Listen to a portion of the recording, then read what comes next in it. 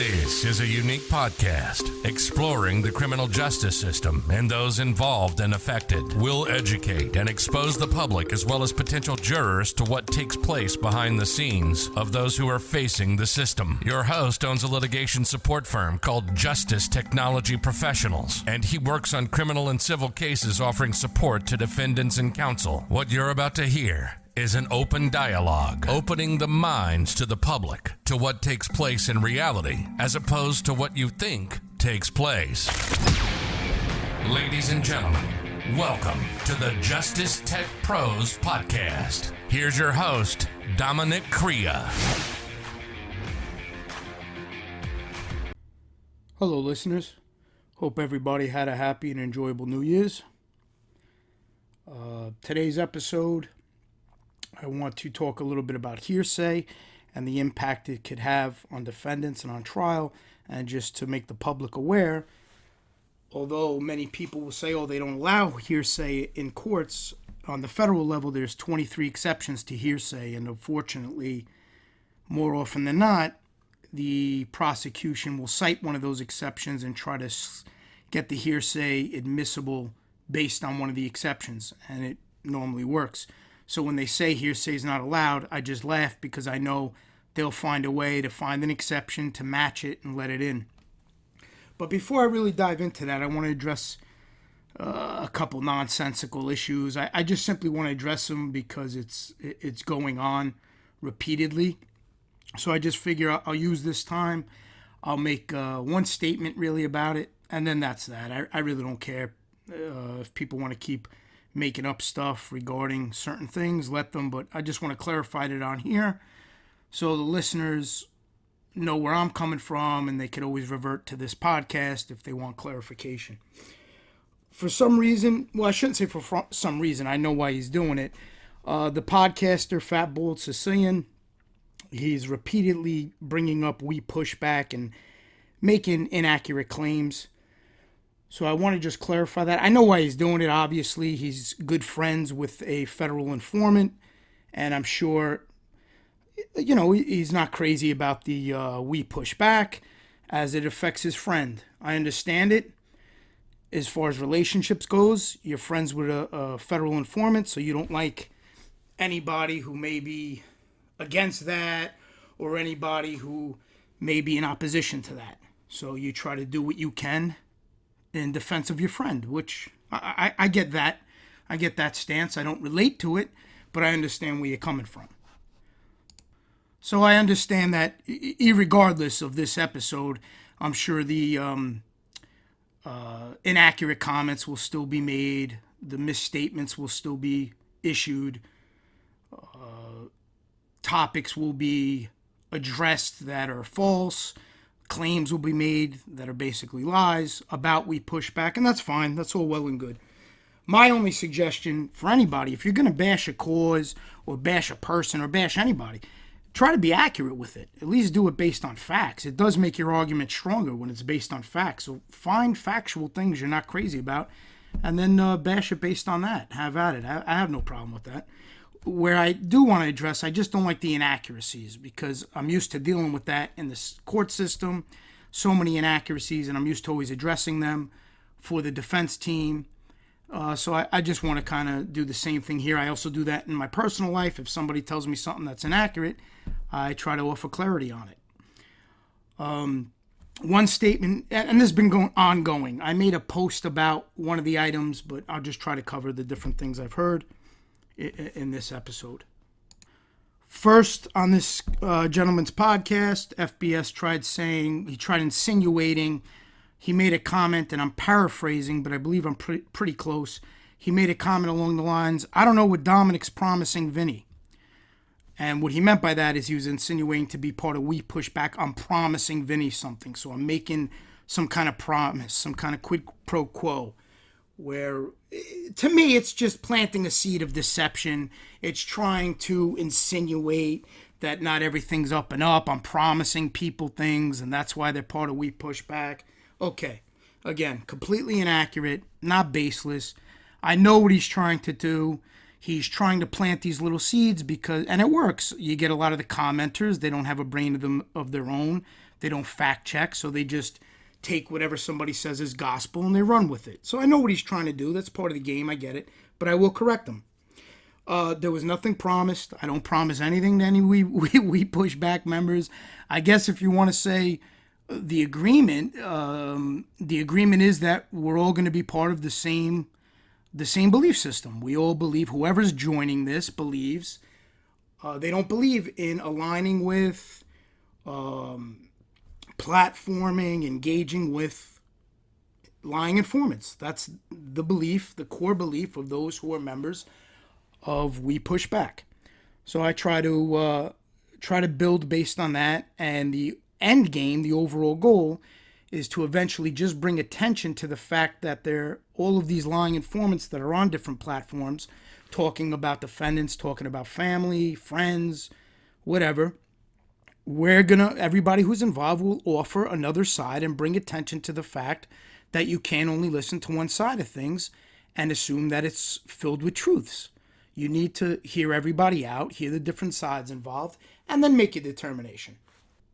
Now, I always say, and actually sometimes I say it ad nauseum, but I always say I'm not here to convince anybody of anything. I'm not here to tell anybody, oh, believe my side or believe what we're putting out.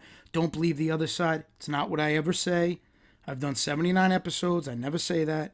What I do say is just listen to all sides. Weigh all the facts, weigh the information, and weigh the credibility of the citations. Then make your final determination. And whatever you conclude, you conclude. But I do ask you approach it with an open mind and hear everybody out. So I do always say that, and that's the same thing here. Not trying to convince anybody, giving different side of things, hear everything out, and then you decide what you agree with, what you believe is truthful, and what you believe is not. So with that said, I want to address the different inaccuracies that Fat Bald Sicilian keeps putting out there in different ways. Initially, when he and I first spoke on the show, and I thought it was a solid debate. I believe we both got our point across. I believe we were both respectful. Again, I have no issues with the guy. Doesn't matter to me what his beliefs are. Doesn't matter to me who he's friends with. I don't know the person. So to each their own. He does his thing on here, I do mine. But I will address when misstatements are made. And unfortunately, he just keeps going on and on with the misstatements. So I want to have an opportunity to give my side of things, my perspective, and then whatever anybody wants to do, let them do. They want to keep making things up, that's fine. But I will have this memorialized so it can be referenced. When I first went on his show, the first inaccuracy, he said, Ilight's part of WePushBack.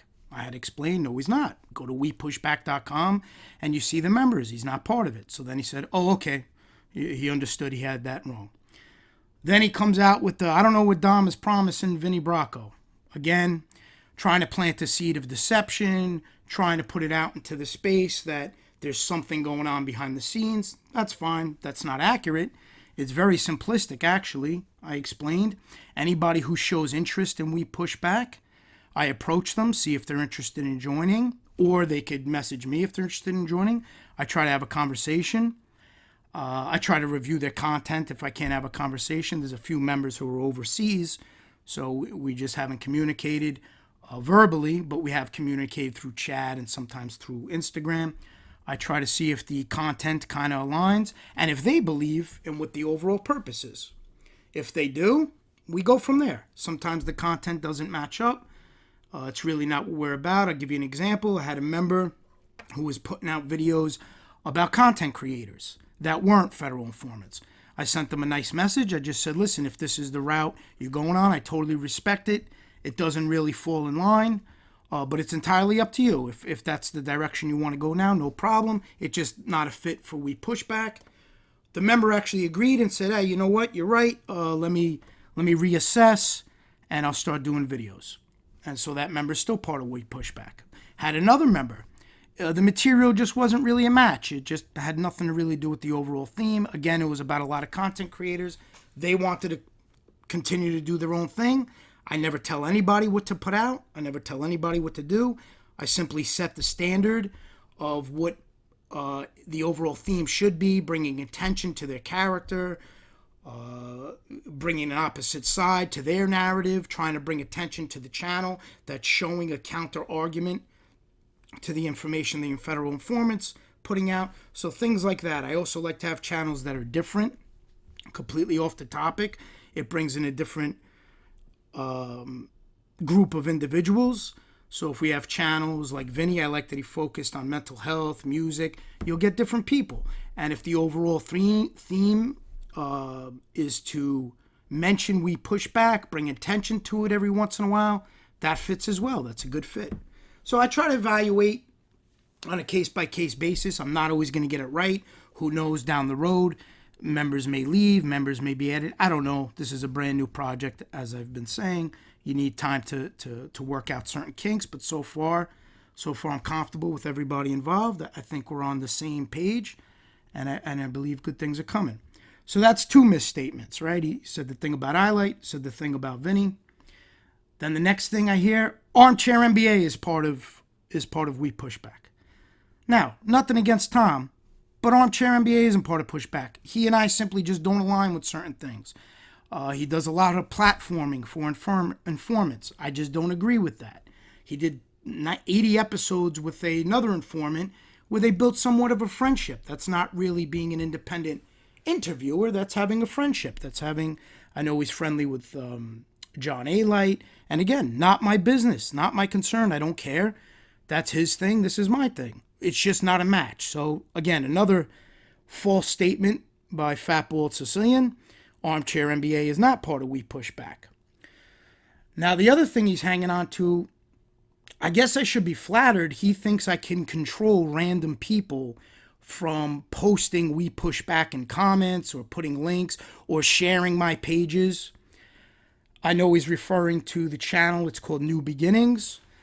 I have no control over what anybody does in the space. And just to give you a little insight, WePushBack is a lot bigger than YouTube, and there's a lot more people sharing it. It's being shared on Twitter, Instagram, Facebook, different platforms. Now, I don't know how many times it's been shared. I don't know how many times the link has been dropped. I don't know who's dropping the link. I have no control over that. We don't monitor every tweet that mentions WePushBack. We don't monitor every link shared, every comment made that mentions WePushBack. I cannot tell the world what to share and what not to share. And I cannot do background checks on every single individual who's sharing the link. I cannot go through everything they've ever tweeted, posted, commented on, and see if they were doing things I don't align with. It's just not a possibility. I don't know how he would think I have that kind of power. My interaction with New Beginnings has always been pleasurable. It's a female. I believe it's a female. She's always been very nice to me. It seems like at her core, she believes in WePushBack and she wants to promote the link. Do I agree with her content on her channel? Obviously, I'm not going through all that. I'm taking you for your word on it. You're saying she abused your wife. I don't agree with any of that. I make it very clear. If it was up to me, I would say, hey, New Beginnings, just focus on the informants and then you could be part of WePushBack. But I can't tell people what to do. That's her prerogative. That's what she wants to do. And she's a female, so it's a female attacking another female. Now, is it right? No, but I do look at it a little differently when it's a female attacking a female. Maybe I'm wrong to look at it that way, but I almost, as a man, I just kind of let females do their thing. I may not agree with it, but I do look at it a little differently. Maybe I'm wrong too, but I do look at it differently than a male going after a female. To me, that's a piece of garbage. If two females are going at it, maybe a little different. Maybe people cross the line. I don't doubt it. But again, I'm sure there's a lot of history there that I don't know about. I'm sure if I spoke to New Beginnings and asked them, well, why are you doing this? Again, it goes back to the other side of things. I'm sure they would have another side. I'm sure she may tell me, hey, Dominick, well, I'm doing this because Fatbald Sicilian did X, Y, and Z. Again, I don't know. I'm just making a pretty educational guess. I would assume that there's another side to this story, and I try to reserve judgment till I hear all the sides. This isn't that important to me. I don't care about hearing all the sides. It's none of my business. I'm not involved in that. Now, if you want to hold me accountable for somebody posting the WePushBack website, okay, well, I guess. But at the same token, then, should I hold you accountable for every comment made by your supporters? So if your supporters post somebody's mom's information, if your supporters call somebody's mom, should I hold you accountable? You made a comment that she's representing my brand. So are your supporters representing your brand? When you go and approach actors, do you tell them, well, all of my commenters are supporters, so go and see every comment they ever made, every action they ever took, decide if you align with that, and then you could decide if you want to come on your show, on my show. That's ridiculous. You can't be held responsible for that. You have no control over that. People are going to do what they want to do, and they're going to align with who they want to align with, and they're going to put content out that they want to put content out about. What I can have somewhat of an input is on and offer my advice is to those who are part of WePushBack. So if they are included in WePushBack and the material is not what I agree with, I will have a conversation. As I cited earlier, I had that conversation with 2 members. So that's where I have control. I don't have control. I know you want to put that on me. And again, I understand your angle. I know you're friends, very good friends with a federal informant. I understand you guys have a friendship. I grasp the concept that you're going to do what you can to have his back. I get it. But here's the thing. You guys are going to do your thing. We're going to do our thing. The informant's been going on long enough without any opposition. That's changing a little bit. They're not happy about it. Their supporters are not happy about it. Their friends are not happy about it. Their family's not happy about it. I recognize all of that. I could take a step back and understand the whole situation. I recognize all of that, and I understand it. The same way that family members of defendants have had enough of certain things and want to give some pushback to it and want to give some opposition to it, I understand that on the side of the informants, we're going to get the same back. Again, I only ask you try to be a little accurate with your statements. To start reading comments and passing them off as fact and then putting things out in the atmosphere that are not accurate, and in reality, I find it hard to believe that you don't know who's a member of it, because a monkey could go on WePushBack.com and see the members. So I find that hard to believe when you say I didn't know this one was a member. And I don't appreciate the trying to hint at deception by saying I don't know what Dom promised Vinny. You could try to brush it off, but the bottom line is the meat of that statement is to try to undermine and be underhanded, trying to signify that something underhanded is taking place. And I don't appreciate that, but it is what it is. I'm sure you don't appreciate things I put out, especially lately with the focus being on federal informants. I'm sure you guys aren't crazy about that, and that's how it goes. I anticipated that. None of this is unexpected. None of it. I knew this was all coming, prepared for it, and I'm ready for it. And game on as far as I'm concerned. We're all going to do what we have to do. WePushBack is going to keep going. I'm going to keep going. You guys are going to keep doing your thing. Federal informants will keep doing their thing. Friends of federal informants will do their thing. Supporters will do their thing. They're going to comment. They're going to bash. I get it. But I will always clarify fact from fiction. And then it's up to the listeners to decide if they want to keep pushing the fiction or they want to go by fact.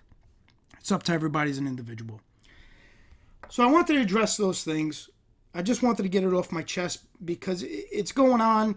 And honestly, I appreciate the audience. They send me these things.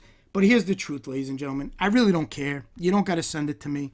My focus is really for defendants. We try to focus on what all the informants are saying, things that are helping the defendants families. We house all that. We keep a database on all the different episodes. I do appreciate the heads up. There are things I want to be aware of, just so I know who I'm dealing with, and I know who's, I guess, has a character that I really don't want to associate with. So I do appreciate the heads up. I know everybody's heart's in the right place. But it's not going to stop, so don't even waste your time. I'm sure it's going to keep going on. I'm sure after this episode, they'll make something else out, make something else up. I'm sure the next lie they're going to be spreading is that an informant is part of WePushBack. But that's all okay. And honestly, for me, it's a win-win. They're talking about it. As far as I'm concerned, I achieved something I didn't think I could achieve. I have the other side talking about it. I have supporters and friends of informants talking about WePushBack. To me, that's a good thing because I didn't anticipate that. I thought they would have played it a little differently and tried to ignore it and not even address it. But I guess it frustrated them too much that they couldn't help themselves, or they're too obsessed with it or focused on it that they just can't help themselves. So it's kind of a win-win. We're getting both sides talking about WePushBack. The more traffic it gets, the more the public sees it, the more exposure it gets. I'm all for that. My advice, you don't have to listen. Try to just bash it on facts. That's all. If there's things you don't like about it, bash it. If you don't like that we're going after lying informants, say that. If you don't think it's fair, say that. But to make up stuff, that's a little odd. That's a weak argument. Try to at least have some factual information, and to pass off comments from random people in your comment section who obviously have an agenda. It doesn't take a genius to figure out those against WePushBack. Who do you think they align with, folks? Come on, think about it. If they're against WePushBack, who do you think they align with? If they're against a cause that's simply bringing attention to people lying and costing a defendant their life based on a lie, who do you think they align with? So it's all expected. It's obviously an informant, friend of an informant, family member of an informant, a podcaster who platforms informants, podcasters who enjoy informants, and that's all it's about. I think what rattles a lot of them is people are seeing the hypocrisy in their claims. A lot of these podcasters, they'll come out here and they'll say, I hate rats, or their first podcast, I hate rats, I'm going after rats, I'm going after John A-Light, he's a rat, I'm going after this one, he's a rat.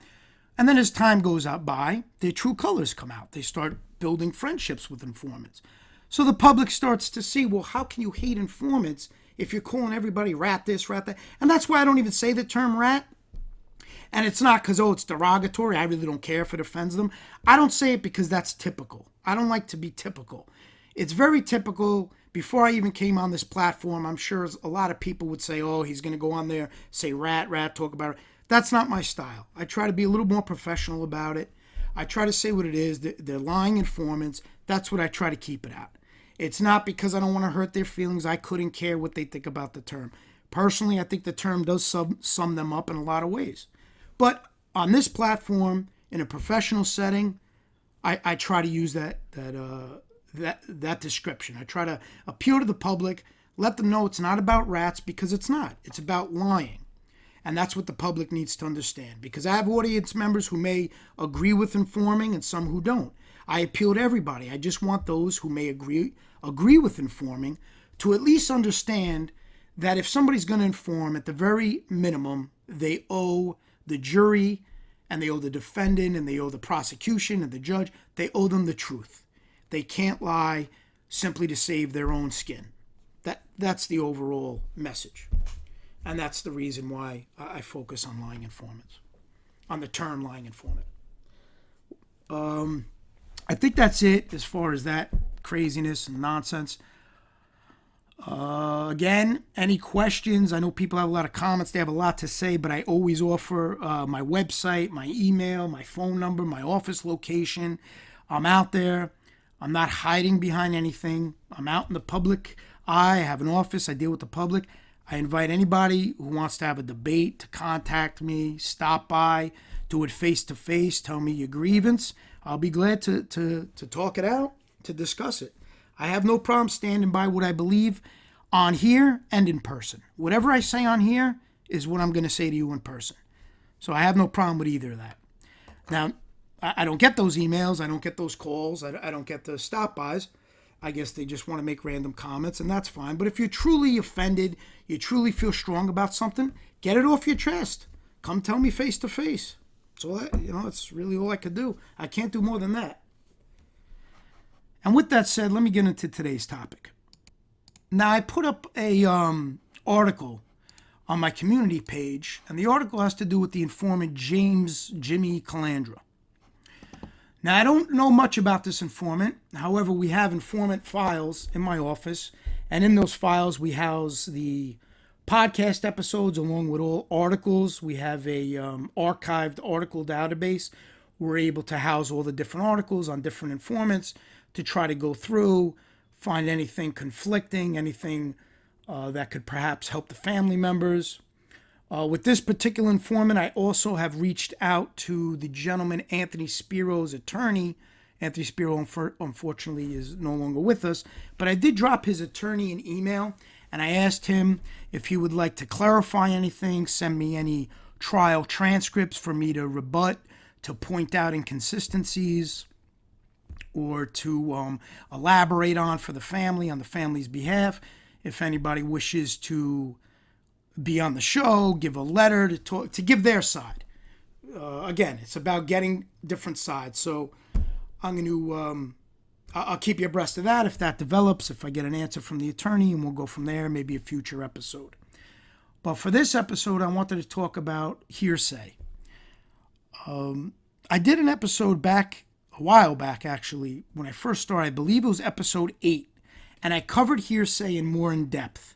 I went into the rules of exclusion, where you're allowed to have hearsay admissible if, exceptions, not exclusions, if the hearsay falls within one of the 23 rules of exception. So I'm not going to break down the rules. You could go to episode 8 to really hear a more thorough episode on hearsay. The point of this that I wanted to bring up, because this happened in a couple cases I was involved in, specifically in the last case, a lot of hearsay was admissible, and I can't wrap my head around that. I know it's allowed, obviously, but common sense wise and practicality wise, I just can't wrap my head around that basic concept where you could go onto trial, you could go as a witness, as an informant, and you could testify to things that you don't know directly that you heard from somebody. And there's so many areas of error that exist within that process. It's concerning. You don't know if the person who told the individuals testifying lied. You don't know if they had an agenda. You don't know where they were coming from. You're hearing this twice removed. And as we know as kids, when we would play the game operator, how many times did the message get screwed up by the time it got to the end, right? So now if you start removing the first-hand party and you're getting these things second and third hand, I have a hard time giving credibility to that. I truly do. And the case that I posted on the community tab, that speaks to that. This was the case with Anthony Spiro, and the main informant, one of the informants testifying, was a federal informant named Jimmy Calandra, and they had a debate, and of course it was let in, but the lawyers were trying to fight the admissibility of the hearsay against Anthony Spiro. And I'll read a little section of the article where it highlights that. It says, as the trial wound into its second week yesterday, the two sides once again battled over the admissibility of hearsay statements. Much of Calandra's key testimony against Spiro comes from what he was told by Paul Gelino, who was killed allegedly on orders from Spiro. Calandra says, for example, that Gelino told him Spiro ordered the murder of Louis Tuzio, a mob associate who was fatally shot one day he was supposed to be made, on the day he was supposed to be made. There's a lot of testimony in this trial about rumor and gossip that swirls around the neighborhood, Spiro's lawyer, Gerald Chagar, argued yesterday. We would never, and then the U.S. attorney says we would never be able to convict a mob boss without that kind of evidence. Now think about that. They're considering gossip and hearsay and rumors evidence. If that doesn't concern the average citizen, I don't know what will. If you get a group of people who don't like you and they start inventing rumors, gossip, hearsay, you mean to tell me you could have a problem based on those statements if you become a target? And the answer is yes. If you're a target, they'll use that rumor, that gossip, that hearsay. You have the assistant U.S. attorney saying it directly. We would never be able to convict a mob boss without this kind of evidence. And the evidence he's referring to, the prior paragraph, Gerald Shargel said there's a lot of testimony in this trial about rumor and gossip that swirls around the neighborhood. And that is very concerning. And I dealt with that in the last case. A lot of these informants, they never had a conversation with the defendant.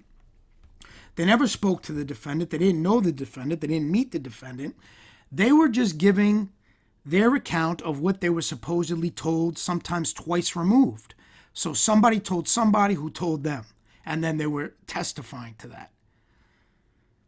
It's a frightening notion, folks, to think the power of rumors, hearsay, and gossip can potentially have. And the public isn't aware of that because they do hear the claim that the government puts out that says hearsay is not allowed.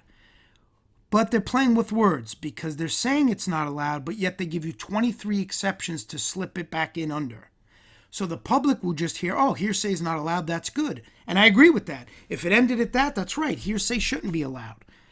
But that's not the case. So I believe the public doesn't understand that. And they do feel, oh, if it's hearsay, you can't allow it in court. Not the case at all. This is a prime example of this. A federal witness testified and put somebody away for life as part of his testimony. He was one of the individuals involved. I don't think he was the sole informant. I'll know more when I get the case minutes, the trial minutes, and if I talk to the attorney and possibly the family members, I'll know a little bit more about the case. But from this instance, he was part of putting this man away based on hearsay testimony. And I have a problem with that, and I'm sure a lot of people do. When you break it down, it just doesn't make sense logically that your life could be put in jeopardy based on the words of rumors and gossip. And a lot of these cases, that's what it is. And I believe the jury needs to take the time to understand that. And they need to just ask themselves certain questions. Just ask yourself, well, how do I know this guy's telling me the truth? How do I know that the person who told him is telling the truth? Or the person that told him who told him is telling the truth? Just ask yourself about the credibility. And in this case, the person who supposedly gave Jimmy Calandra the information was deceased, so it couldn't even be verified. The defense couldn't even subpoena or call that gentleman in to ask if any of that was accurate, to try to get another side of it. So you're just going on this informant's word. You don't even know if he's being truthful in saying that, oh, this guy told me this. The guy may have never even said anything, but the informant could be using that guy knowing that he's deceased and it can never be verified. I'm not saying that's what happened. I'm just saying these are all possibilities that the juror need to contemplate. They need to think about these things. When you have somebody testifying in front of you, try to weigh their credibility, try to weigh their agenda, weigh if they're gaining any benefits. And when I'm talking about benefits, I'm talking about how the federal informants get paid, get new jobs, get a new life.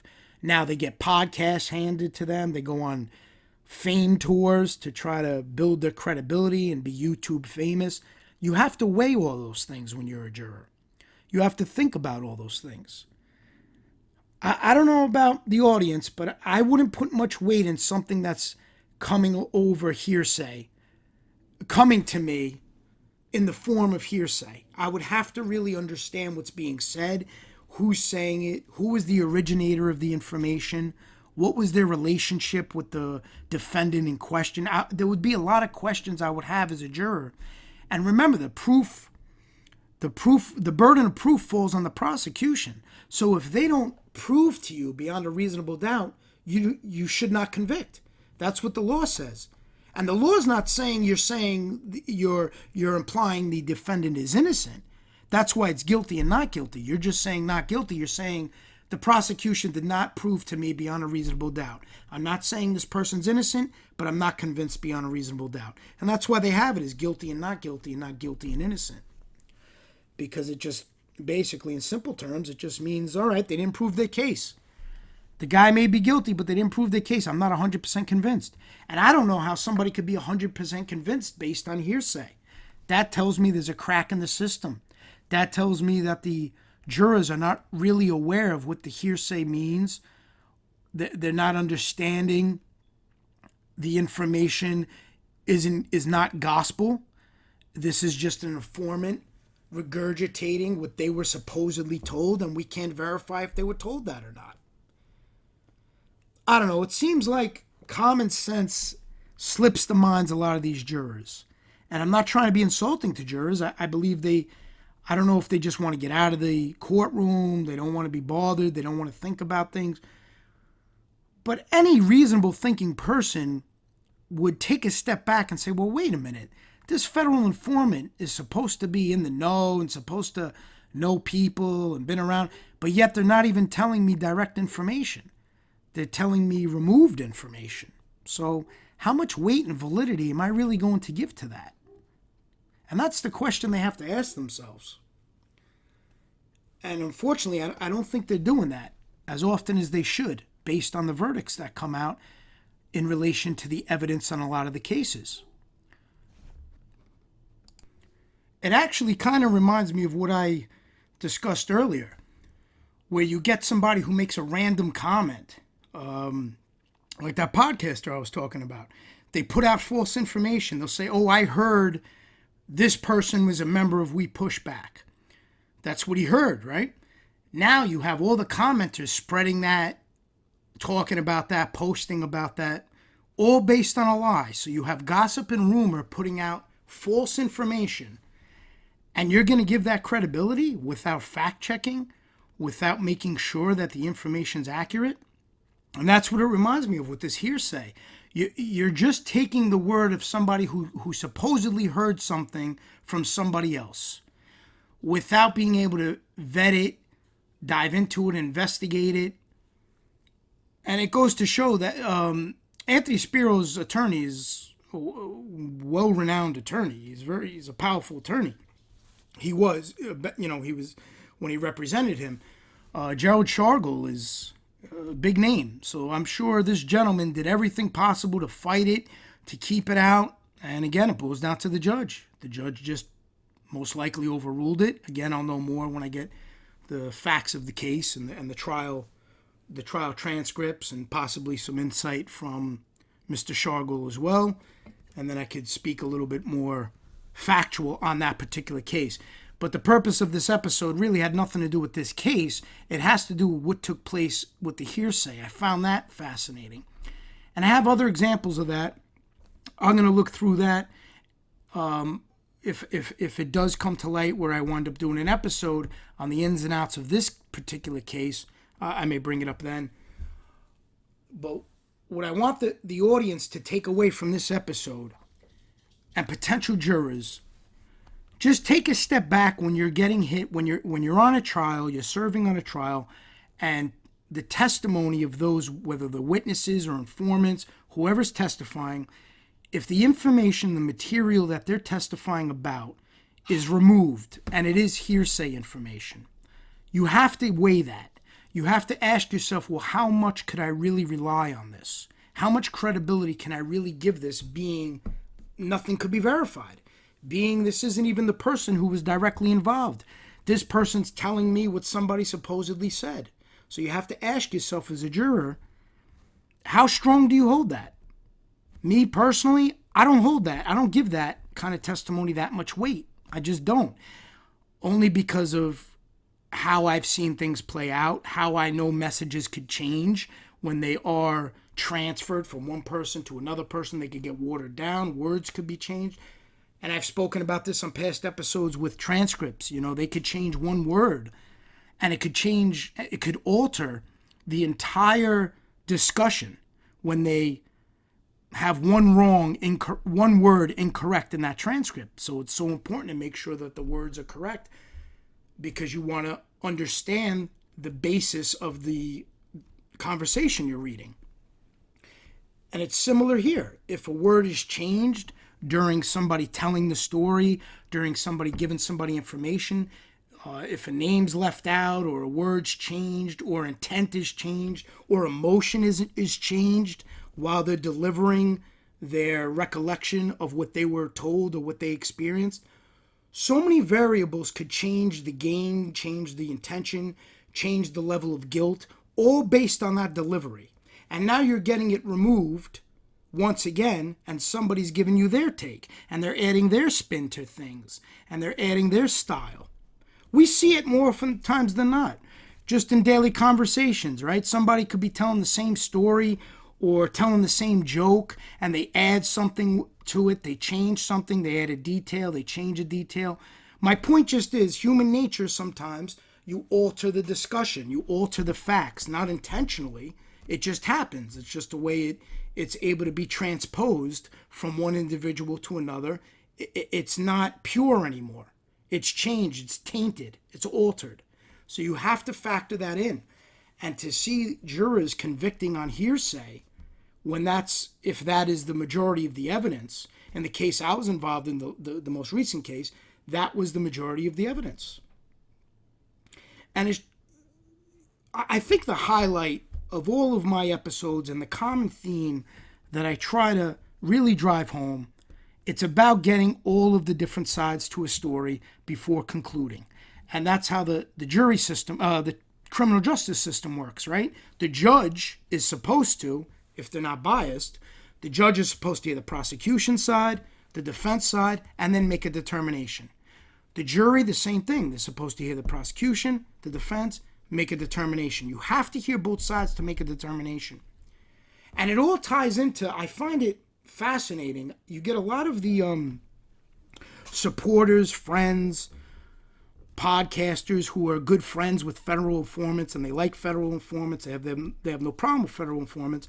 I notice they'll use an argument for certain informants where they'll say, well, he's not lying. Why are you going after him? Well, my rebuttal to that is, how do you know he's not lying? If I ask the family, or I ask the defendant, or I ask the defense team, I'll bet you a lot of money that they're going to have a different story than he does. So who are you to say he's not lying? How can you guarantee that? How could you be so confident to guarantee that? The proper way to word it would be, well, this individual is saying he's not lying, but I don't know. He's my friend, so I'm going to believe him. All right, be honest then. Say that. Say because he's your friend, you're going to believe what he says. At least that's honesty. But to guarantee somebody's not lying without talking to the other side, talking to defendants, talking to defendant families, talking to defense team, and to be 100% sure, oh, this guy doesn't lie, to me, that's a false argument, and I just chalk it up to, okay, you have a relationship with the guy, that's why you're saying it. There's nothing to substantiate that. There's nothing to support that. You're just making those claims because you like the guy. And I understand that. I understand friends. I understand how it works. I know how I am with my friends in real life. I'm very loyal to my friends. And if they mess up, I may not tell them they messed up in public, but when I have them alone, I may say, what are you doing? What's the matter with you? I got your back, but don't do this. Don't put me in this position. So I understand the loyalty aspect with friends, but it does sound foolish when you come out guaranteeing somebody's not a liar and you know nothing about the other side. I can't make those guarantees with people I don't know if I don't know the whole situation. I can't guarantee somebody's not lying. I need to understand everything. Then I could try to figure it out. Then I could try to figure it out and see if it's baseless or it has weight to it, has credibility. I just find that amusing. You hear that time and again. Don't go after this informant. He's not a liar. Don't go. How do you know that? Have you spoken to the family? Have you spoken to the defense team? Have you spoken to the defendant? You can't say that unequivocally like that. You cannot make those claims with such certainty without knowing all the pieces of the puzzle. Hear all the stories, then make the determination. I would understand it more if maybe the person would say, listen, I listened to the informant, I listened to the family, I listened to the defense team, I read the transcripts. After reading everything, I could tell the guy's not lying. Then to me, that's an educated conclusion. Maybe I reach a different conclusion, but at least they made an educated one. They read everything, they used their own intellect, and they decided the person's not a liar. Now at least that has some validity. Now that has credibility because they could cite everything they did to make that, to draw that conclusion that somebody's not lying. But to come out of the gate without knowing the other side and just say, oh, this person don't lie, come on. That sounds foolish. That's not an argument one could really make in a serious manner. On YouTube, you could obviously make it because it's YouTube. Everybody's on here for entertainment. It's not that serious. I know a lot of people make it serious. It's nonsense. It's YouTube. This is a small little item that various people interact with, enjoy, listen to for entertainment. That's the bottom line. So I understand it's not that important on YouTube. You're not going to be held to it. But it would be a little more responsible if you made those claims after you did some vetting and after you did some due diligence. Because by saying somebody's 100% truthful, well, that means you're saying the other side's lying. You're saying the family's lying, the defendant's lying, the defense team's lying. And I don't think it's that cut and dry. I believe you owe a serious situation where somebody went away for their life a little more time, a little more investigating if you are going to commit to one side or the other. If you're going to make that commitment, at least give it the time that it deserves to understand it. Otherwise, just say, I don't know the situation. I'm not getting involved in that. This guy's my friend, and I'm going to back my friend up. I'd at least understand that mindset and that frame of mind. But to each their own. Listen, we all do things differently on here, right? Everybody's different. And I think that was the basis of this episode. I found it concerning on this case. When I pulled the file, I found it concerning. And I see it play out time and again. And I wanted to highlight this and explain to the audience how hearsay could be very dangerous, and potential jurors need to think about that. And they need to understand it before they start giving credibility to hearsay. Really understand what it means, understand where it's coming from.